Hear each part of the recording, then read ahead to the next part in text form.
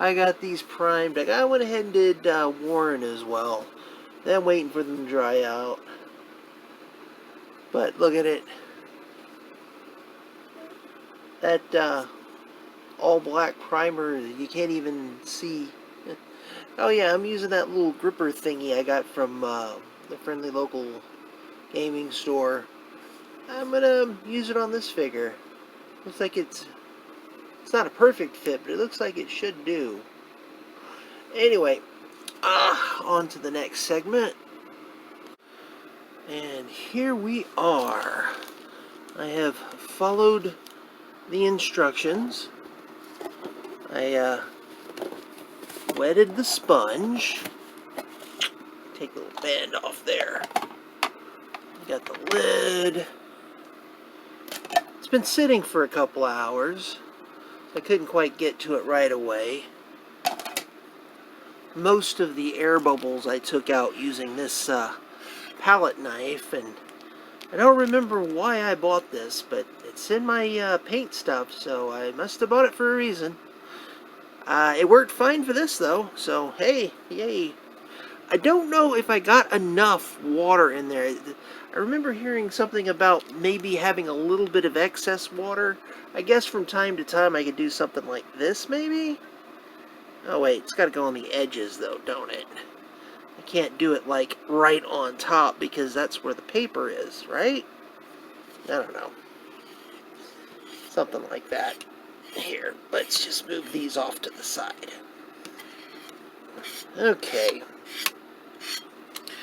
Anyway, we're going to be using a little of this gray surface primer, a little bit of this ivory. I made that special trip to Hobby Lobby just to get this color, which I probably have somewhere in my collection. I just don't know where it is.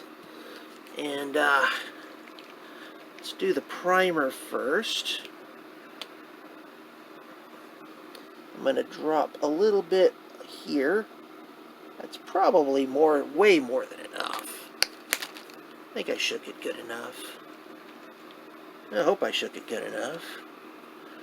Now for the important part, the ivory. And put that here. More than enough. Well, I'm gonna do both of these, so let's err on the side of caution. That should do it. Okay, so the gray is gonna go here.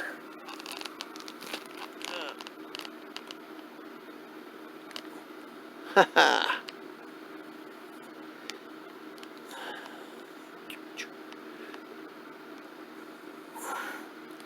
Yeah, it doesn't matter if I get it a little over. It's a little thick. Yeah, I did get way more than enough, didn't I? Okay, so when that dries off, I'm going to be painting that over this to show me what the color looks like.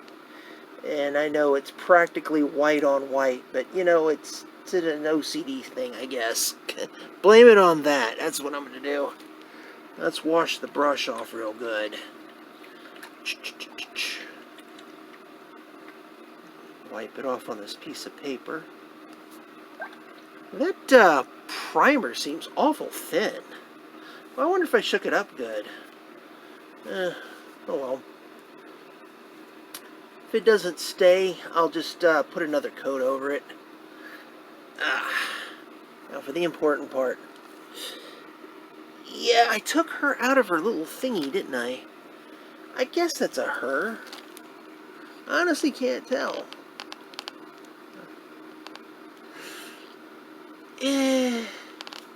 Problem with doing that, I can't get around the base. I actually had to take her off the base to get the rest of the cloak good. You know what? I'm just gonna leave her off and maybe deal with that other lady, other bit later.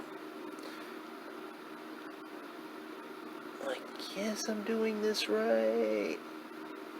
This is a dry brush. I really need to actually have a dry brush. Remember, I'm just getting the little highlights up off of it. I'm not trying to do a serious paint job here.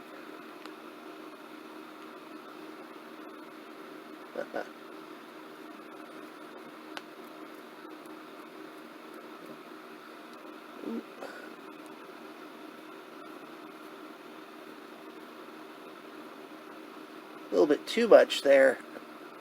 That's not a big deal. Not a big deal. As I said the last time I did this, this is all going to get painted over anyway.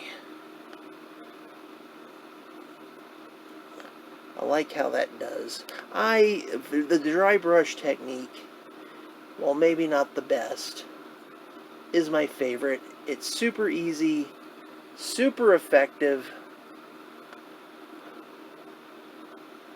Yeah, I ain't gonna bother it much if I do that.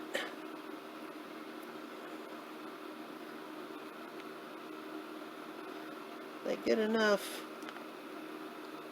Yeah, for my purposes it is, I guess.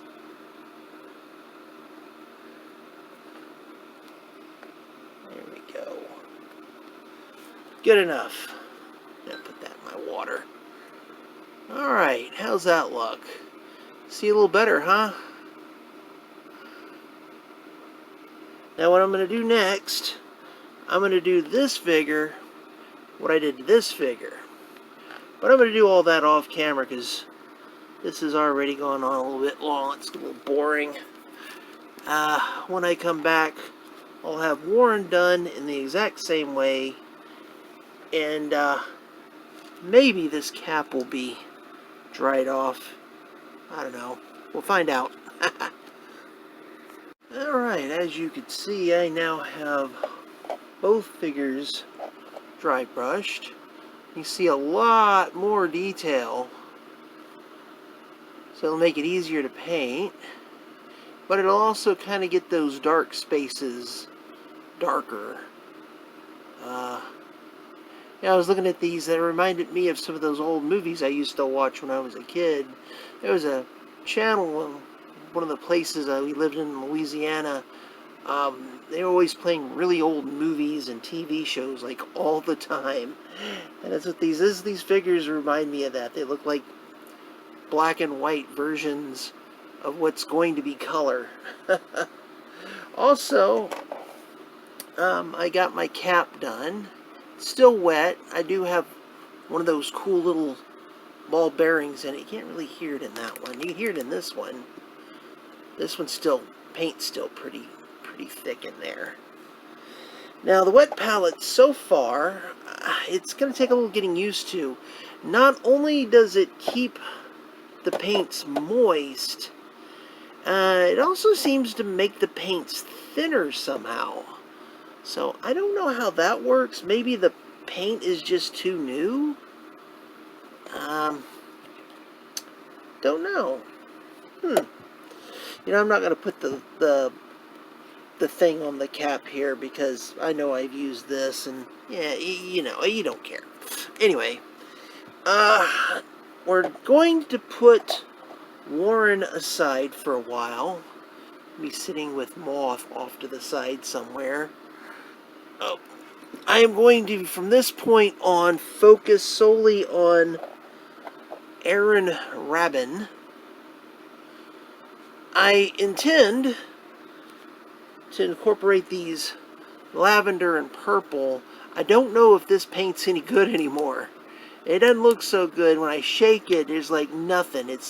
I might be able to reconstitute it or something. If not, I may have to do something else. I know I've got a color like lavender. Or I might not use it at all. I don't know. But the more I'm looking at this versus this, I want to incorporate some purple into this figure, but overall, I'm thinking he's going to be another Moth, being more blues and grays, and Don't know. But I'm thinking that's the direction I may end up with. So, that's the plan anyway, but like all plans, they could change. So, putting not moth, I'm putting Warren away, focusing solely on this one from now on. And I'm thinking I'm just going to do the entire paint job and just come back later, and we'll see how it turned out. Alright, thought I'd do a little quick update. Yeah, I'm doing the handheld thing again. Should have a look. This is not the finished product, but there was a reason I wanted to stop here. Look at that. This is just the base coating of what I want to do. I did a little bit with the Knoll oil from Citadel on the face, because I don't do faces good. But look at that. You can't really tell on camera as well, but it's a very simple paint job. It's almost all monocolor.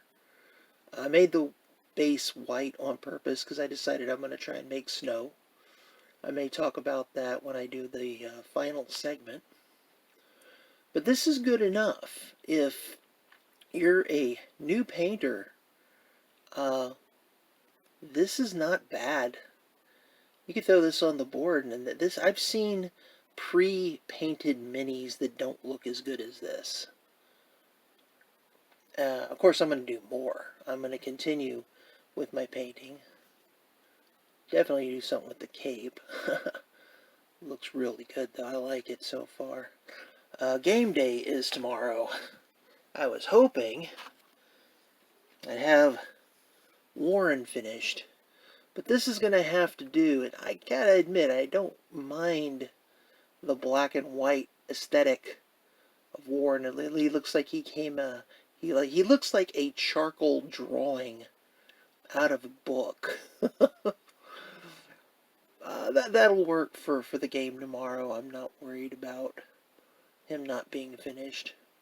I think my friends will just be happy that that I even got this far. At least I hope so. So this, oh, and the wet palette. So far so good. I'll talk more on the wet palette in the final segment.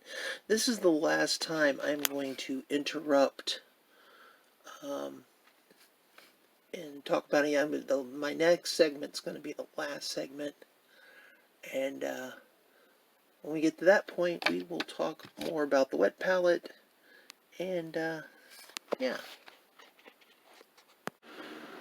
Alright, it's been a few days since I started this project, so you could say that I actually gave this wet palette, well, I tested it good by being lazy, basically. So I'm not sure how many days it's been. It's been less than a week, that's for sure. I don't know, maybe 3, 4, 5 days maybe since I had started.